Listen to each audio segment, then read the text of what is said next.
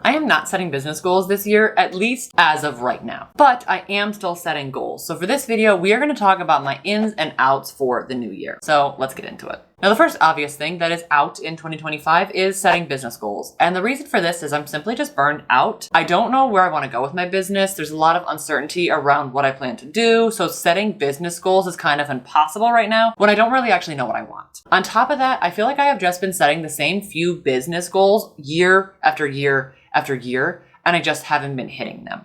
Or if I do hit them, like I hit an income goal, I will then dip right back down below that income goal. So it feels like I didn't actually hit it. Because like the goal obviously would be to hit an income goal and then hit the next income goal and then hit the next income goal. Not hit an income goal and then lose all that money and then not hit the income goal anymore so that you have to go back up to that income goal. So I just feel like business goals is not for me this year. At least as of right now, my business is not really lighting me up like it used to. It's not bringing me joy, and business goals is part of that thing that is just not bringing me joy. And I know some people really love setting goals. I'm one of those people that does in fact love setting goals. But one thing that has never worked for me is what a lot of people say is like, oh, you have to set high goals that scare you and then that will push you into actually hitting that goal because you'll want to work harder. That has never worked for me. It just stresses me out to hit a high goal or to set the high goal and then try to hit it. It doesn't make it fun. It doesn't make it more exciting. It doesn't make me want to work harder.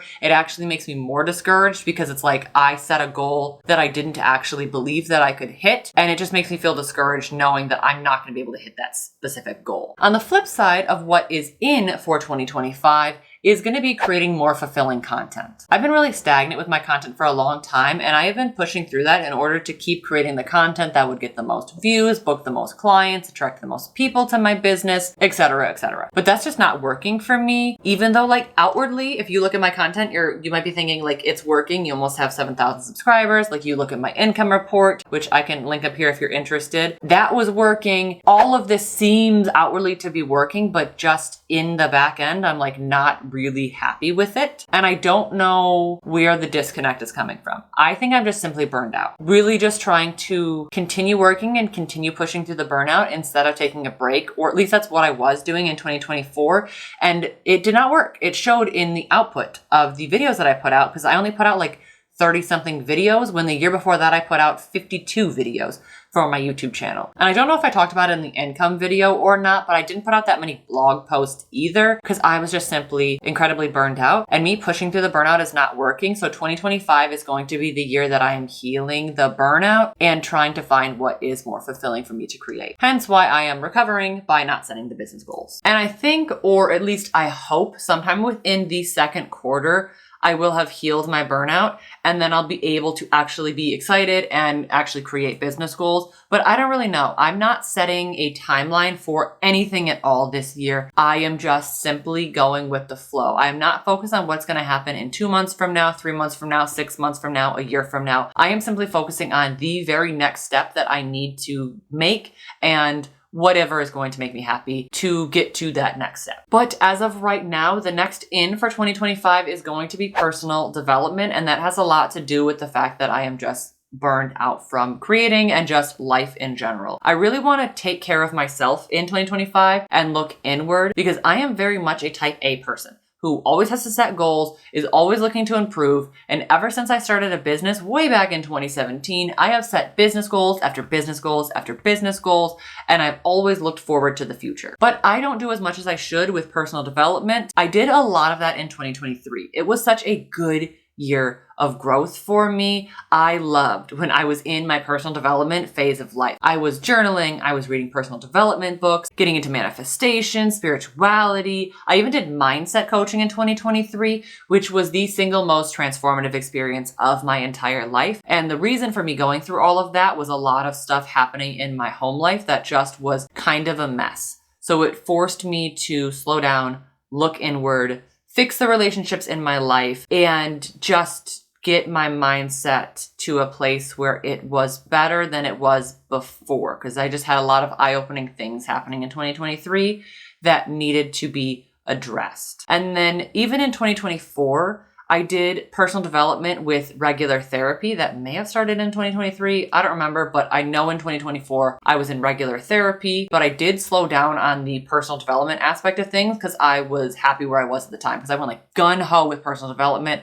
Then I was happy, so I slowed down, started to focus on my business. And I think it is time for me to focus on personal development again, because I am feeling run down and like I am not taking care of myself properly because I was putting all of my energy towards my business. So 2025 is going to be the year of personal development and less on business, which is why my next out is going to be focusing on making money. And it's not totally out, of course, because I still have to make money in order to pay my bills, but I am going to be doing the absolute bare minimum towards that goal of like, how much money do I need to survive? I'm going to be doing the bare minimum. I'm not going to be doing as much as I possibly can to scale my business like I did in 2024, because as is a common theme with this, I am just straight up tired of always chasing the money. Now, I am not the type of person that is trying to chase the $1 million, the cars, the houses, the jewelry, the clothes, none of that. I am simply the type of person that is trying to chase enough to eat.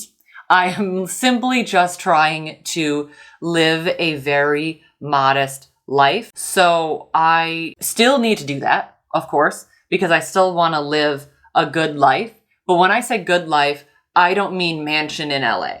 I mean like I can go out to eat sometime with my friends and go to the concerts that I want to go to and still be able to afford my mortgage. Like that's kind of the life that I'm looking to live. So I'm just not going to go crazy on trying to like hit $100,000 year mark like I did in the past. And like, that's one of the big goals that I set, that I thought, well, everybody else is setting this massive goal, so I should set it too. I don't care about goals when it comes to making money. I do not care to make $1 million in my business, $400,000 a year. I could care less. And I set a goal of like, I want to make $100,000 in a year. I want to make $10,000 months. When in reality, I don't. I just thought that I should hit that goal, or I should set it at least, because that's what other people were setting. So that's what I did. And 2025 is not going to be the year for that. So I just need a break. I need to find out what makes me happy. And I need to not worry about the money piece for a while, or I am going to go crazy. Which is why I'm still going to be doing a vision board, but it's not going to be as business focused as it has been in the past. The past couple years, it has been a lot about business, and there has been some personal things in there, but all of my goals are primarily business focused. And I'm going to be doing a video on my process for how I'm doing the vision board, which I'm going to be excited about. And it is currently the 17th of January, and I still have my old vision board up there because the idea of creating a vision board has just not brought me joy right now. And my old vision board kind of worked. I didn't do a lot of the things on there that I wanted, but I also do my vision boards way wrong. So I have a brand new strategy for this year that I'm going to be implementing and documenting the process so that you guys can see, so that hopefully we can manifest our dream vision together and actually have vision boards that work in 2025. But that's something that I really want to do with my content, is be more creative and more excited to create. But I really want to focus more on the back end of the camera, more on the home life, which is my next in for 2025. I've really been looking at ways to declutter my home. And this is kind of what I always do in January, and just getting rid of some of the visual stress, because I know for a fact visual clutter really stresses me out. And it makes me feel crazy because I get so stressed. I'm such an anxious person. I am so stressed all of the time for absolutely no reason. But just at my core, I'm a generally anxious person. And I realized that stuff catapults that into the stratosphere. Once I cleaned off my table with just a bunch of stuff on it, I instantly felt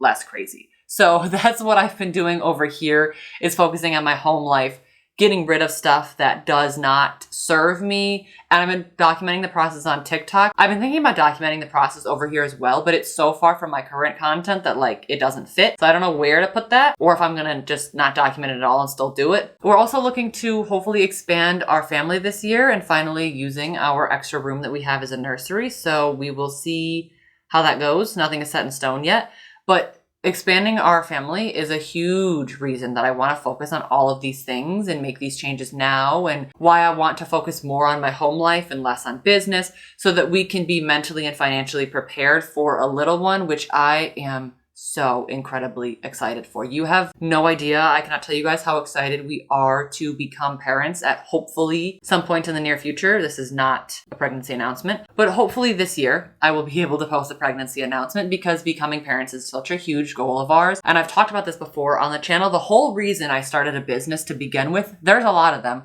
but one of the main reasons is because I want to be able to stay home with my kids, and I want to be a stay-at-home mom who has a business. And right now I'm just a business owner. I don't want to be a business owner has kids. I want to be a stay-at-home mom that has a business. Like, that will be my primary title when I have kids. And the whole point of doing literally everything that I am currently doing in the past and now is for those future children. I also want to start a garden this year, which I am so excited for because I've been wanting to start a garden for a really long time.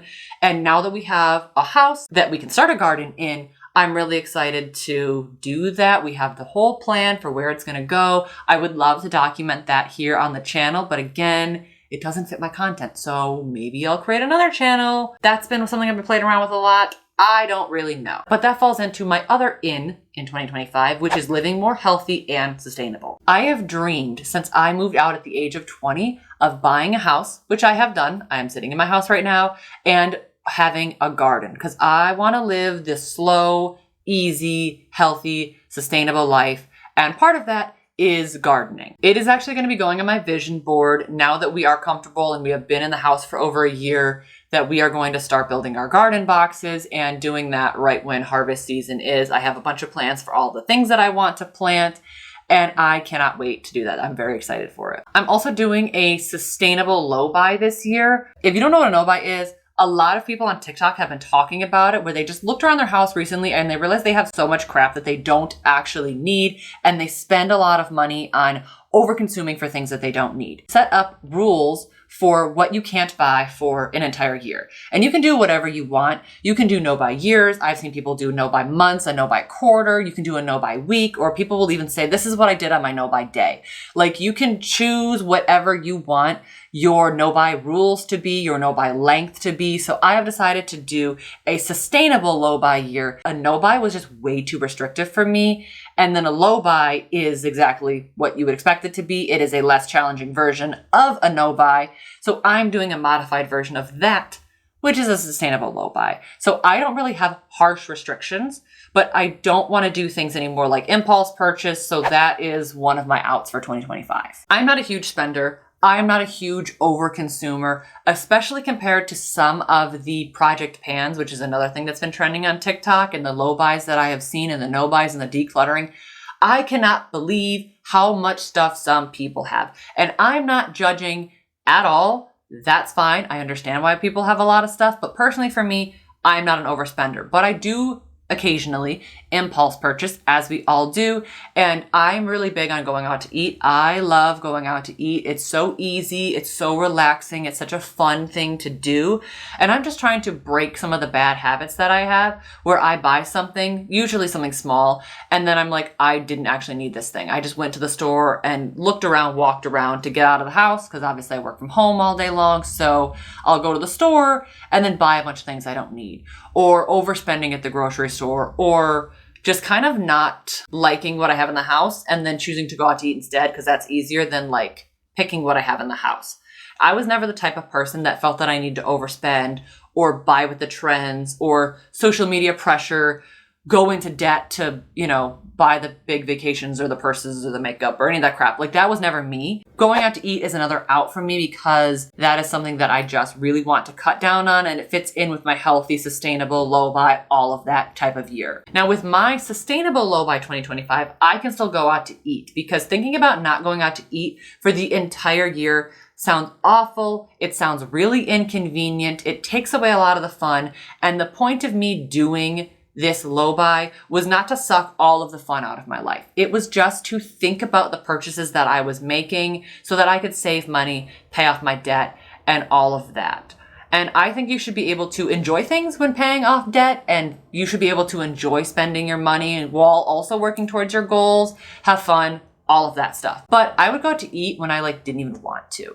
I just would not like the food that was in my house, or we would just be out already. So I'm like, we might as well go out to eat. And we were spending a decent chunk of our very limited income on fast food places. Sometimes we would go to the grocery store, buy food, and then bring food home because none of the food that we bought was cooked. So then we would go out to eat. And like, why? That's so insane to me. And I know other people do that, but it's so stupid. Like, I have groceries and I just don't feel like cooking them. So then I would go out to eat. And like, I'm not doing that anymore. I can't, I don't want to. So I'm just looking for, like I said, more sustainable buys and like not eating the crappy fast food of McDonald's and not supporting places that don't support causes that I really believe in. So if you support a cause that I don't like, or I just, don't like how you're running things, there's a lot of places that I won't go because of differences in social issues, political issues, all of that. And the point of all of this is to support my in for 2025, which is paying off debt. Now, paying off debt was a huge 2024 focus for me, but I was still adding things to my credit cards when I was trying to pay off debt.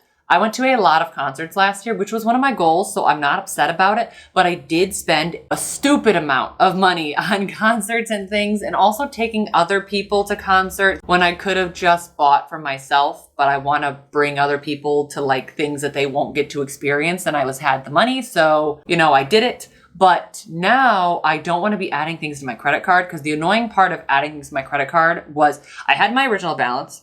I would add something to the credit card because we just didn't have the money for it, or it was an impulse purchase and I really wanted it.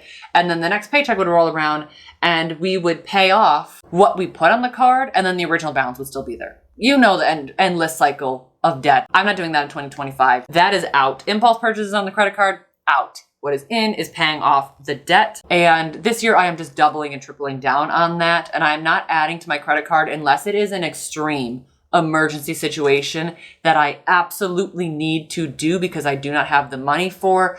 But I also want to use the emergency fund that we have built up instead, if that is something that we need to do, which hopefully will not be the case, because obviously I want to build up the emergency fund and not bring it down. But life is life. That's what the emergency fund is for. It's not going to be the end of the world. I also have student loan debt that I'm trying to pay off. And a huge goal of mine was to pay it off by 30. It's actually on my vision board. And that's just probably not going to happen with the way that things have shaken out. So I've pushed that goal off to my early 30s because right now I'm 27 and I don't want to stress to pay down a goal. Because again, I don't want to have goals that stress me out. Big, lofty goals that I know I can't hit, that I see other people on social media making, so I think I need to make them. I'm not doing that. This is why I'm setting goals that are not related to my business, but I am setting goals, and that is what's going to go on my vision board, because I don't really know what's going on with my business.